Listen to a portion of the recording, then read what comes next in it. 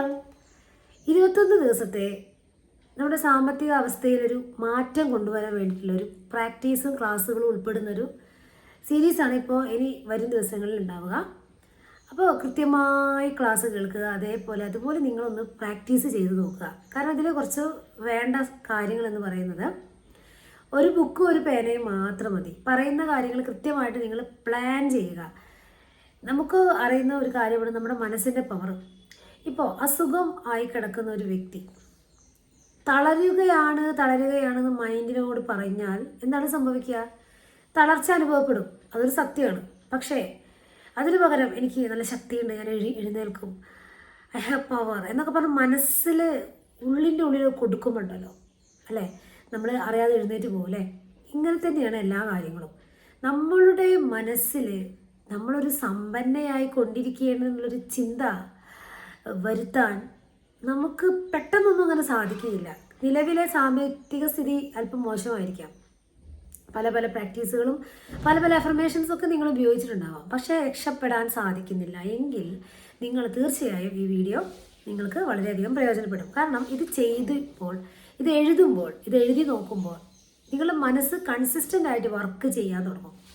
Okay, നമുക്ക് സ്ഥിരതയാണ് വേണ്ടത്. നമ്മൾ ഒരു കാര്യം ചെയ്യുമ്പോൾ അതിനൊരു സ്ഥിരതയില്ലെങ്കിൽ അത് പകുതി വെച്ച് നിന്നു പോകും അല്ലേ, വീണ്ടും പഴയ രൂപത്തിലേക്ക് തന്നെ മൈൻഡ് പോകും. അതുകൊണ്ട് മനസ്സിന് എപ്പോഴും വേണ്ടത് കൺസിസ്റ്റൻസിയാണ്. സ്ഥിരമായി നിലനിർത്താനുള്ള ഒരു മൈൻഡ് സെറ്റ് തന്നെ ഉണ്ടാക്കിയെടുക്കാൻ കഴിയണം എന്നുള്ളതാണ്. ഓക്കെ, അപ്പോൾ സാമ്പത്തിക ലക്ഷ്യത്തിലേക്കുള്ള യാത്ര നമ്മൾ ആരംഭിക്കുകയായി. സമൃദ്ധിയുടേതായ മനോഭാവം സമ്പത്തിനെ കൊണ്ടുവരും. അതേപോലെ ദാരിദ്ര്യത്തിലുള്ള മനോഭാവം ദരിദ്രം. ഇത് പറഞ്ഞത് സ്റ്റീഫൻ കോഫെ, അദ്ദേഹത്തിൻ്റെ വാക്കുകളാണ് ഈ 2 വരികൾ. നമ്മൾ ഒരു യാത്ര പോവുകയാണ് അല്ലേ. ഉദാഹരണത്തിന് പറയുകയാണെങ്കിൽ നിങ്ങളെ ഏറ്റവും കൂടുതൽ ഇഷ്ടപ്പെടുന്ന ഒരു സുഹൃത്തുമായി ഒരു യാത്ര നിങ്ങൾ പ്ലാൻ ചെയ്യുന്നു. അപ്പോൾ നിങ്ങൾ എന്താണ് ചെയ്യുക? ദൂരേക്കുള്ളൊരു യാത്രയാണ് പ്ലാൻ ചെയ്യുന്നതെങ്കിൽ നമ്മൾ എന്ത് ചെയ്യും? ബാഗിൽ നമുക്ക് വേണ്ടുന്ന പണം കരുതും, വസ്ത്രം കരുതും, നമുക്ക് വേണ്ട ഭക്ഷണങ്ങൾ കരുതും അല്ലേ, അത്യാവശ്യം വേണ്ട ഫുഡ് കരുതും. പുറത്തുനിന്ന് നമ്മൾ എന്ത് ചെയ്യും? ഫുഡ് തീർന്നു പോകുമ്പോൾ വീണ്ടും വാങ്ങിക്കാനുള്ള പണം കരുതും. അങ്ങനെയുള്ള സാധനങ്ങളെല്ലാം നമ്മൾ കരുതിക്കൊണ്ടാണ്. ചിലപ്പോൾ മരുന്ന് കരുതും അല്ലേ, മരുന്ന്, അതിന് വേണ്ട കാര്യങ്ങൾ. ചിലപ്പോൾ നമുക്ക് എന്തെങ്കിലും പറയാൻ പറ്റില്ല, യാത്രയ്ക്ക് നമുക്ക് എന്തെങ്കിലും പ്രശ്നം വന്നിട്ടുണ്ടെങ്കിൽ നമ്മൾ എന്ത് ചെയ്യും? കുറച്ച് മെഡിസിൻസൊക്കെ കയ്യിൽ വെക്കും അല്ലേ. അപ്പോൾ അതിനുവേണ്ട എല്ലാ സാധനങ്ങളും നമ്മൾ കരുതിയിട്ടാണ് പോവുക. പക്ഷെ പോകുന്ന അന്ന് രാത്രി നമ്മൾ എന്ത് ചെയ്യും? ഒന്ന് ചെക്ക് ചെയ്യും, എല്ലാ സാധനം എടുത്തു വെച്ചിട്ടുണ്ടോ. കാരണം വലിയൊരു യാത്രയ്ക്ക് തുടക്കം ഇടുകയാണ്. ഓക്കെ, അങ്ങനെ നമ്മൾ ഒരുപാട് നേരം എന്ത് ചെയ്യും? ഒന്ന് ജസ്റ്റ് സെർച്ച് ചെയ്യും എന്തൊക്കെ സാധനങ്ങളുണ്ട്, വീണ്ടും മറന്നുപോയോ, അതുപോലെ മൊബൈൽ ചാർജർ മറന്നുപോയോ, അല്ലെങ്കിൽ പണം ഇത്ര മതിയാവോ, അല്ലെങ്കിൽ എന്ത് കവറുകളോ എന്താണ് എന്നുള്ളത് നമ്മളിങ്ങനെ സെർച്ച് ചെയ്തുകൊണ്ടിരിക്കും, നോക്കിക്കൊണ്ടിരിക്കും എന്തൊക്കെ സാധനങ്ങളാണ് വേണ്ടത് എന്ന്. അത് ഒരുക്കമാണ് നമുക്ക്. നാളേക്കുള്ള യാത്രയാണ്, നമുക്കറിയാം നമ്മൾ പോവുകയാണ്. അപ്പോൾ വഴിയിൽ പല തടസ്സങ്ങളും ഉണ്ടാവും ചിലപ്പോൾ.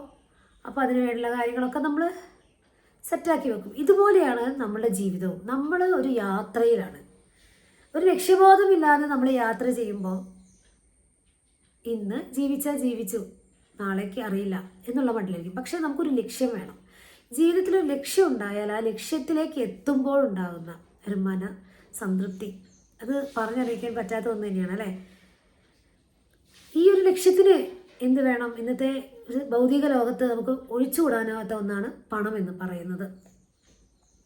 അപ്പോൾ ഈ മെറ്റീരിയൽ വേൾഡിൽ ഒഴിച്ചുകൂടാനാത്ത ഈ പണം എന്ന് പറയുന്ന വസ്തുവിനെ എത്രമാത്രം നമ്മളുടെ ജീവിതത്തിൽ പ്രാധാന്യമുണ്ട് എന്നുള്ളത് നിങ്ങൾക്കൊക്കെ അറിയുന്ന കാര്യമാണ്. നമ്മളൊരു അസുഖം വന്നു, അതിന് ഡോക്ടറെ അടുത്ത് പോകുമ്പോൾ ഫീ വാങ്ങിക്കാതിരിക്കുമോ? ഫ്രീ ആയിട്ട് എവിടെയെങ്കിലും നിങ്ങൾക്ക് മരുന്ന് കിട്ടുമോ? അതേപോലെ വലിയ അസുഖങ്ങളാണെങ്കിൽ അതിനനുസരിച്ചുള്ള പണം നിങ്ങൾ മുടക്കേണ്ടി വരും അല്ലേ. അപ്പോൾ എന്തിനേതിനും പണം നമ്മുടെ ജീവിതത്തിൽ അത്യാവശ്യം തന്നെയാണ്. അപ്പോൾ നമ്മുടെ ചിന്താഗതി, പണത്തെക്കുറിച്ചുള്ള നമ്മുടെ ചിന്താഗതിയാണ് ആദ്യം മാറ്റേണ്ടത്. പലരും പറയുന്നൊരു കാര്യമുണ്ട്, എൻ്റെ ജീവിതത്തിൽ എനിക്ക് ഇത്ര പണം മതി, ജീവിക്കാനുള്ള പണം പോരെ, എന്തിനാ ഒരുപാട് പണം ഉണ്ടായിട്ടെന്താ? ഇങ്ങനെയൊക്കെ ഉള്ള ചിന്തകൾ നിങ്ങളുടെ മനസ്സിലുണ്ടെങ്കിൽ അത് ആദ്യം ഒഴിവാക്കുക. ആദ്യമൊക്കെ ഞാനും ഇങ്ങനെയായിരുന്നു ചിന്തിച്ചുകൊണ്ടിരുന്നത്. ജീവിക്കാനുള്ള അത്യാവശ്യം പണം പോരെ, എന്തിനാ ഒരുപാട് പണം? നമ്മുടെ പണം കയ്യിലുണ്ടെങ്കിൽ അത്ര നല്ലതല്ല. കള്ളന്മാരെടുത്തുകൊണ്ട് പോകും, അല്ലെങ്കിൽ സ്വഭാവം മാറും, സമാധാനമുണ്ട് ഇപ്പോൾ, ഇങ്ങനെയുള്ള തെറ്റിദ്ധാരണകൾ ഉണ്ടായിരുന്നു എനിക്കും. പക്ഷേ എന്ന് മുതലാണോ ആ തെറ്റിദ്ധാരണ മാറ്റാൻ തുടങ്ങിയത്, അപ്പോഴാണ് മണിയുടെ ഫ്ലോ വന്നു തുടങ്ങിയത്. അതായത് നമ്മുടെ മനസ്സിലുള്ള തെറ്റായ ഇങ്ങനെയുള്ള നെഗറ്റീവ് കാര്യങ്ങൾ ഒഴിവാക്കിയപ്പോൾ പണം നമ്മുടെ കൈകളിലേക്ക് അനായാസം വരാൻ തുടങ്ങി. അതായത് ബ്ലോക്കില്ലാതെ നമുക്ക് കൈകാര്യം ചെയ്യാൻ തുടങ്ങി എന്നർത്ഥം. അപ്പം ചിന്തകൾ മാറ്റുക. നിങ്ങളുടെ ഉള്ളിലുള്ള ഇത്തരം നെഗറ്റീവ് ചിന്തകൾ, ഒരുപാട് പണമുള്ളത് നന്നല്ല, ഒരുപാട് പണം ഉണ്ടെങ്കിൽ നിങ്ങൾക്ക് ഒരുപാട് പേരെ സഹായിച്ചൂടെ, നല്ല നല്ല കാര്യങ്ങൾ നമുക്ക് ചെയ്തൂടെ. പണത്തിൻ്റെ കുഴപ്പമല്ല ഒരു വ്യക്തിയുടെ അഹങ്കാരത്തെ കാണിക്കുന്നത്, ആ വ്യക്തിയുടെ സ്വഭാവം മാത്രമാണത്. പണത്തിന് അതിന് യാതൊരു പങ്കുമില്ല. അപ്പോൾ എന്താണ് ഈ സമ്പത്ത് എന്ന് പറഞ്ഞാൽ? സമ്പത്ത് എന്ന് പറഞ്ഞാൽ ഭൂരിപക്ഷം ആളുകളുടെയും മനസ്സിലൊരു ചിന്തയുണ്ട്. ഈ സമ്പത്ത് എന്ന് പറഞ്ഞാൽ പേഴ്സിലും ബാങ്കിലും കുറച്ച് പണം അല്ലെങ്കിൽ കുറച്ച് ആസ്തി ഉള്ളത് മാത്രമാണ് സമ്പത്ത് എന്നുള്ളതാണ്. ഈ ഒരു തെറ്റായ ധാരണ ആദ്യം ഒഴിവാക്കുക. പകരം നമ്മുടെ ഉപബോധ മനസ്സിൽ ഉള്ള ബോധ്യമാവണം. സമൃദ്ധിയെക്കുറിച്ചുള്ള, സമ്പത്തിനെക്കുറിച്ചുള്ള ബോധ്യമാണ് വേണ്ടത്. അതായത് നിങ്ങളുടെ ചിന്താമണ്ഡലം മാറ്റുക എന്നുള്ളത്. ലോകത്തിലെ ഏതൊരു ഉൽപ്പന്നം എടുത്തായാലും ആ ഉൽപ്പന്നത്തിനേക്കാൾ ഏറ്റവും കൂടുതൽ നമ്മുടെയൊക്കെ ജീവിതത്തിൽ സ്വാധീനം ചെലുത്തുന്നത് പണം തന്നെയാണ്. 95% ആളുകളും ജീവിക്കുന്നത് ഇല്ലായ്മയുടെ നടുവിലാണ്. കാരണം അവർക്ക് അവരുടെ മനസ്സിൻ്റെ ശക്തി ഉപയോഗിച്ച് എങ്ങനെ പണം ഉണ്ടാക്കാം എന്നറിയില്ല. അവർ ചെയ്യുന്നത് എന്താ? ദാരിദ്ര്യത്തിൻ്റെയും ഇല്ലായ്മയുടെയും വഴിയിൽ ഇങ്ങനെ ജീവിച്ചു പോകുന്നു. പണം ഉണ്ടാക്കണം, പക്ഷെ അത് എന്ത് ചെയ്യും? നമ്മൾ എന്ത് ചെയ്യും? എല്ലാ മാർഗങ്ങളും, ചില ആളുകളുടെ ചിന്തയാണ് എനിക്കിങ്ങനെയും പൈസ ഉണ്ടാക്കണം, അതുകൊണ്ട് ഞാൻ ഏത് മാർഗവും സ്വീകരിക്കും. ഒരാളെ പറ്റിച്ചോ അല്ലെങ്കിൽ നമ്മളെന്തെങ്കിലും കള്ളത്തരം ചെയ്തോ, അങ്ങനെ പല കാര്യങ്ങളും നടക്കുന്നുണ്ടല്ലേ. ആ ഒരു കൂട്ടിയ പണം ഒരിക്കലും വർക്കത്താവുകയില്ല. അതായത് ഒരിക്കലും നിലനിൽക്കില്ല. ചിലപ്പോൾ നമുക്ക് നല്ല കൊട്ടാരങ്ങളൊക്കെ ഉണ്ടാക്കാൻ സാധിക്കും, നമ്മൾ അതിൽ അടിച്ചു പൊളിക്കും, നമ്മൾ നല്ല ജീവിതമൊക്കെ നയിക്കും. പക്ഷേ നമുക്ക് എന്തുണ്ടാക്കാൻ കഴിയില്ല? അവിടെ ഒരു വിജയം ഉണ്ടാക്കാൻ കഴിയില്ല. അത് ഒരു നാൾ കെട്ടടിയും. ഇപ്പോൾ നമ്മൾ പരിശീലനം ആരംഭിക്കുകയാണ്. ഇതിന് വേണ്ടിയിട്ട് നിങ്ങൾക്ക് ഒരു പേനയും ഒരു ബുക്കും മാത്രം മതി. നിങ്ങളുടെ നിലവിലുള്ള സാമ്പത്തിക അവസ്ഥ നിങ്ങൾ എന്ത് ചെയ്യുക? ഒന്ന് വിശകലനം ചെയ്യുക.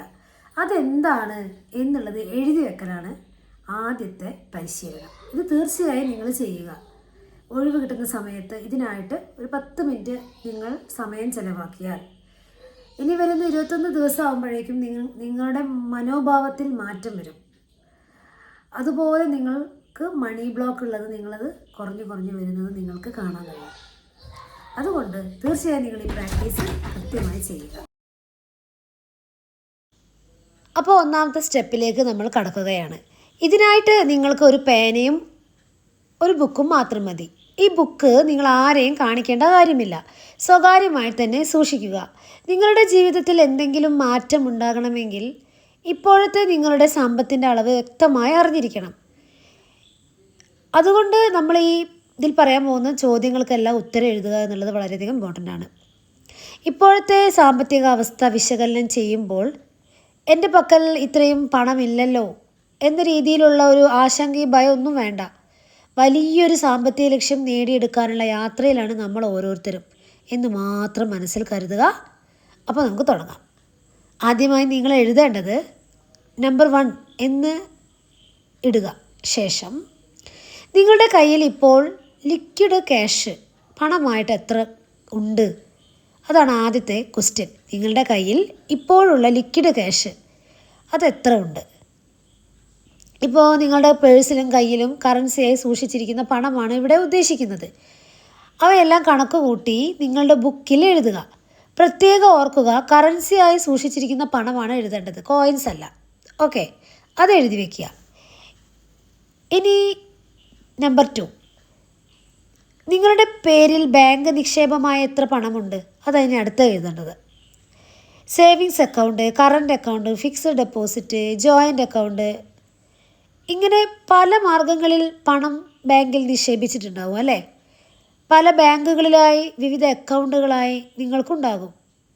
അപ്പോൾ അത് കണക്കാക്കിയിട്ട് അതും ഒരു ബുക്കിൽ, അതേ ബുക്കിൽ എഴുതി വയ്ക്കുക. നമ്പർ 2 എന്ന് എഴുതിയിട്ട് എൻ്റെ ഇപ്പോഴുള്ള ബാങ്ക് നിക്ഷേപം എന്ന് പറഞ്ഞിട്ട് എഴുതി വയ്ക്കാം.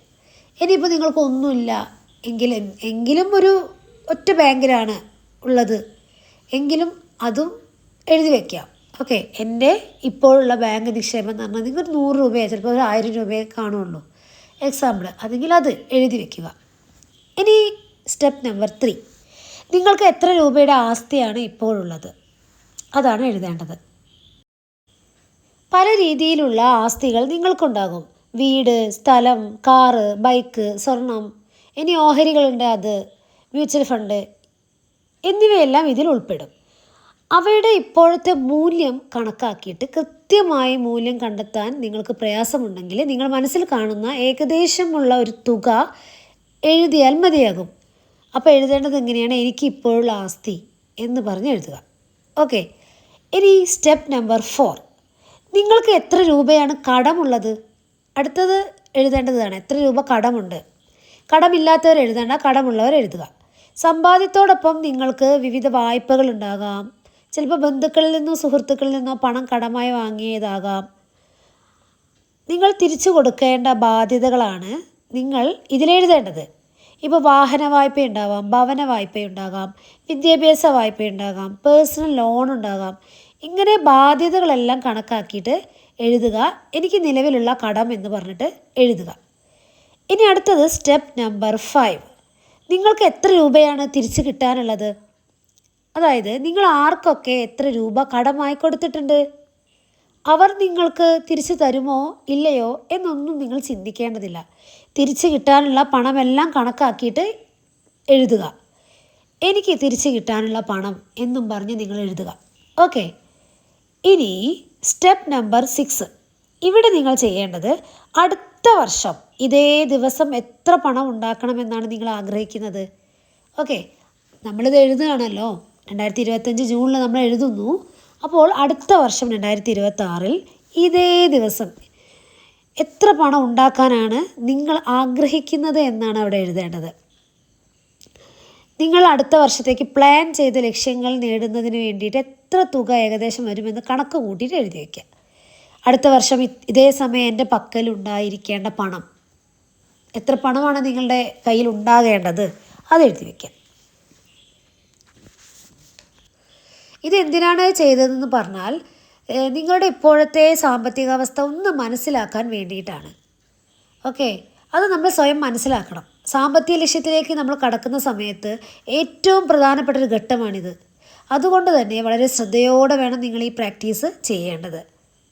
അപ്പോൾ ഈ 6 സ്റ്റെപ്പും നിങ്ങൾ നോട്ടിൽ എഴുതുക. എന്തിനാണ് ചെയ്യുന്നത് പറഞ്ഞാൽ നേരത്തെ പറഞ്ഞതുപോലെ നമ്മുടെ സാമ്പത്തികാവസ്ഥ നിലവിൽ എന്താണെന്നുള്ളതൊന്ന് നമ്മൾ എന്ത് ചെയ്യണം, അത് ഇവാലുവേറ്റ് ചെയ്യാൻ വേണ്ടിയിട്ടാണ്. ഓക്കെ, അപ്പോൾ പരിശീലനം ഒന്നത്തെ പ്രാക്ടീസാണിത്. തുടരും ദിവസങ്ങളിൽ പല പല ടെക്നിക്കുകളും പ്രാക്ടീസുകളും നമ്മൾ ഉൾപ്പെടുത്തും. അപ്പോൾ നിങ്ങളുടെ ചിന്താഗതിയിൽ മാറ്റം വന്നു എന്ന് വിശ്വസിക്കുന്നു. പണത്തെ സ്നേഹിക്കാൻ തുടങ്ങുക. പണം നല്ലതാണ്, അങ്ങനെയുള്ളൊരു ചിന്ത മനസ്സിലേക്ക് കൊണ്ടുവരിക. പണം എന്ന് പറഞ്ഞൊരു ഊർജ്ജമാണ്. ആ ഊർജ്ജത്തെ നമ്മളിലേക്ക് അട്രാക്റ്റ് ചെയ്തെടുക്കാൻ നമ്മളെ മനസ്സുകൊണ്ട് സാധിക്കും. ചിന്താഗതിയിൽ, മനോഭാവത്തിൽ മാറ്റം വരുത്തിയാൽ മാത്രം മതി. അപ്പോൾ എല്ലാവർക്കും വീഡിയോ ഇഷ്ടമായി എന്ന് കരുതുന്നു. അടുത്തൊരു ദിവസം നമുക്ക് രണ്ടാമത്തെ പ്രാക്ടീസിലേക്ക് കടക്കാം. എല്ലാവർക്കും നല്ലൊരു ദിനം ആശംസിച്ച് കൊണ്ട് നിർത്തുന്നു. Thank you.